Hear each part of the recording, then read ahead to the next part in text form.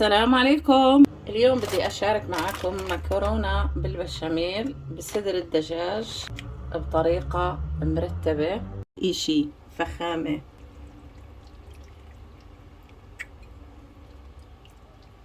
إشي روعة.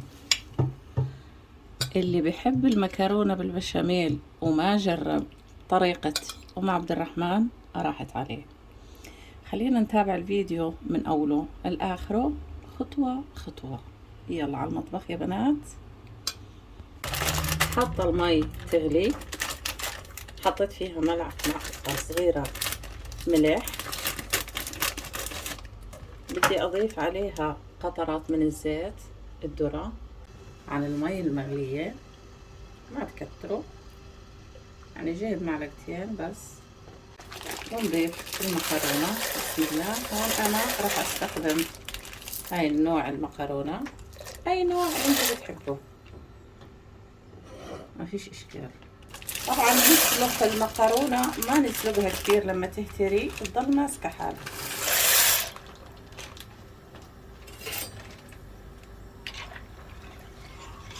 نعطيها تقليبة ونبلش نجهز صدور الدجاج. هون عندي صدور دجاج غسلتهم وقطعتهم بالشكل هذا. عندي حبتين بصل فرمتهم ناعمين، فصين ثوم كبار فرمتهم ناعمين. عندي هون معلقة كبيرة زنجبير بهارات مشكلة، نص معلقة بابريكا حارة، فلفل أسمر نص، كركم بلدي، ملح. هاي هي البهارات. وعندي فلفل رومي أحمر أخضر. ونبلش بسم الله. أضيف لها كمية من زيت الذرة، وننزل البصل والثوم.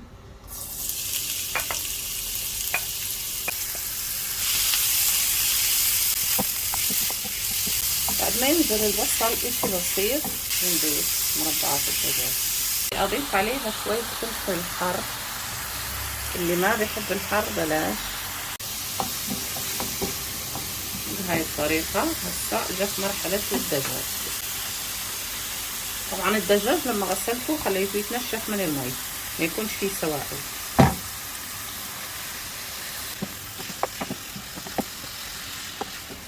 بهاي الشكل نقلب.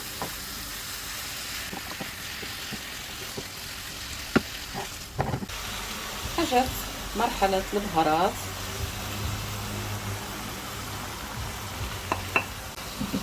نقلب تقليبات.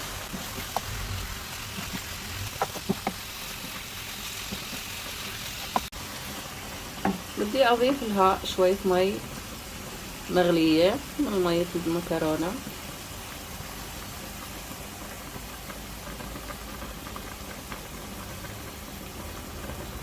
عادي، ومي مغلية عادية كله بيصير. ونغطيها خلي الدجاج يستوي. لا تستوي على أقل من مهلها. ننزل النار. أنا عندي 4 معالق طحين، بدي أحمصهم بعدين أحط الزبدة.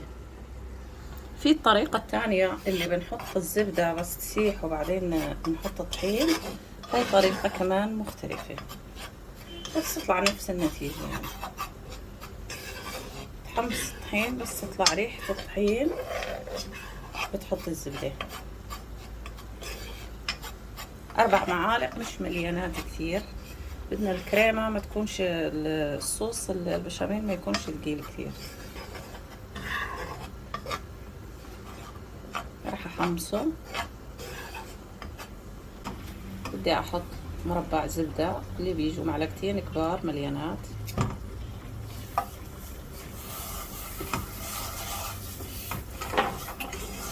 ونوطي النار.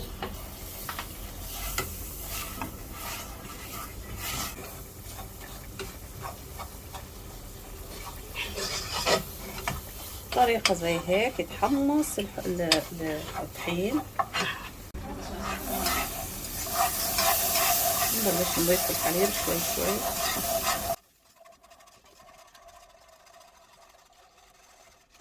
4 معالق طحين بياخدوا معايا قطر حليب كامل. بس يبلش يغلي بهره بهارات مشكلة، بجوز الطيب، فلفل أسمر، نملحه، البهارات اللي بنفضل. الصوص تبعنا بلش يغلي وطالع ما شاء الله بهالكثافة، وشفتوه انتو كتير خميل يعني. مثلا تزيدي كمان حليب ما بأكثر، حسب انتي زي ما بدك.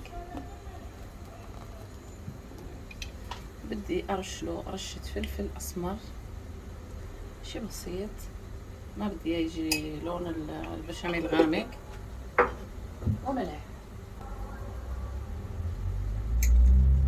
بس. نحرك. البشاميل تبعنا طبعا جهز. انا ما ضفت عليه كريمة الطبخ، جبنة، المثلثات، ما بدي اياه يكون تقيل الدسم، اكتفيت به بس بالزبدة والحليب. بدي اضيف كمية بالجاط،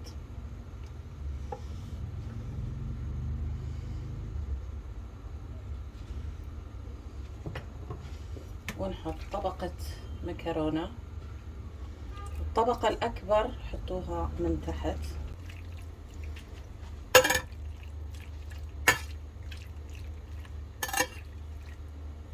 يعني بنلبس البشاميل إلها.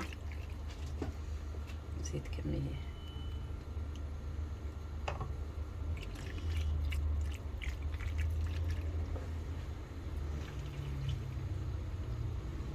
عشان المقصود ما تيجي ناشفة، تيجي طبقة ناشفة وطبقة فيها بشاميل، يجي كله بالتساوي بالشكل هذا.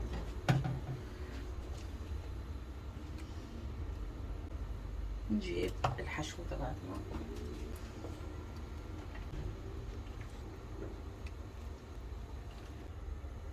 نحط كمان مكرونة.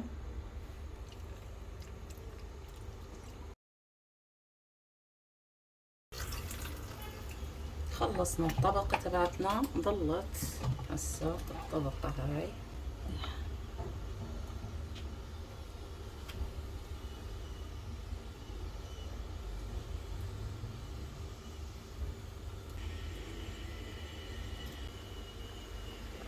مرحلة الجبنة، الجبنة اللي بتفضلوا، جبنة الموزاريلا، جبنة الشدر، اللي بدكم اياه.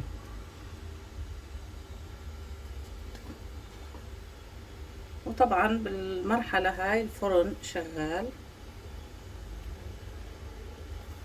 عشان بس نخلص تجهيزها ونحطها بالفرن مباشرة. هيك جهزنا، بدنا نحطها بالفرن ونشوفها مع بعض لما تجهز. وهيك يا بنات المكرونة تبعتنا جهزت، طالعة بهذا الشكل مرتبة. أتمنى وصفتي اليوم تعجبكم وتشاركوها مع صديقاتكم وحبيباتكم، وفضلا وليس أمرا لا تبخلوا علي من لايك ومن شير. السلام عليكم ورحمة الله وبركاته.